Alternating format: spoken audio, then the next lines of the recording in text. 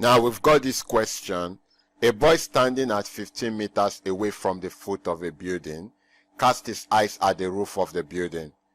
If the angle of elevation of the roof is 30 degrees, calculate the height of the building. Now the first thing we need to do is to represent this with a diagram. Now let's go. A boy standing at 15 meters from the foot of a building. So let's say this is the boy.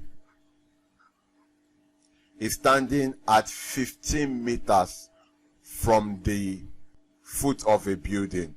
So if this is the building, now it means that this boy is standing 15 meters from the foot of the building. Do you understand? This place here is the foot of the building and the boy is standing 15 meters from it. Do you understand? Now this is the line of vision. We are told that the angle of elevation of the roof of the building is 30 degrees. Can you see? So this is the angle of elevation, this angle here, and we are told it's 30 degrees. So we are told to calculate the height of the building.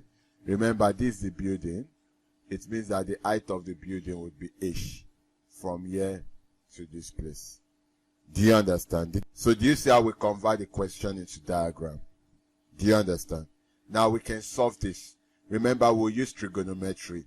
This is angle 90 because this is perpendicular line. So we know that the side facing angle 90 is hypotenuse. The side facing the angle given is opposite. And then the last side is adjacent. Do you understand? So it means that we are relating opposite and adjacent. And I hope you've not forgotten SOHCAHTOA. Opposite and adjacent is tan. Do you understand? So let's write the formula. We have tan theta equals to opposite over adjacent.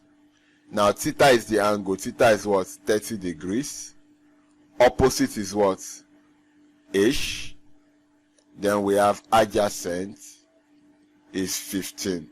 Now we slot this into the formula. Now when we slot it into the formula, what do we get? Tan 30 equals to opposite is h, adjacent is 15.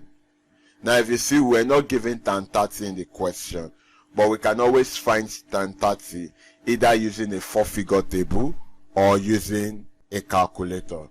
But when you are using a calculator, if you are using a calculator on your phone, you are calculating in degrees. Now a way to confirm that is that you four of us check for sin 30 on the calculator. If it gives you 0.5, that is proof that you are calculating in degrees.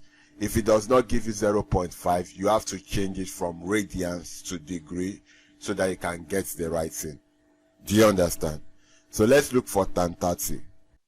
So we have 0.5774. Now I must note that always try to take it to 4 decimal place. So we have equals to h over 15. Do you understand? Now remember, this over 1, so we cross multiply. Let me solve the remaining by the side. So if I cross multiply, h times 1 is h. Then we have 0.5774 times 15. That will give us approximately 8.7 meters. So it means that the height of the building is 8.7 meters. I hope you understand.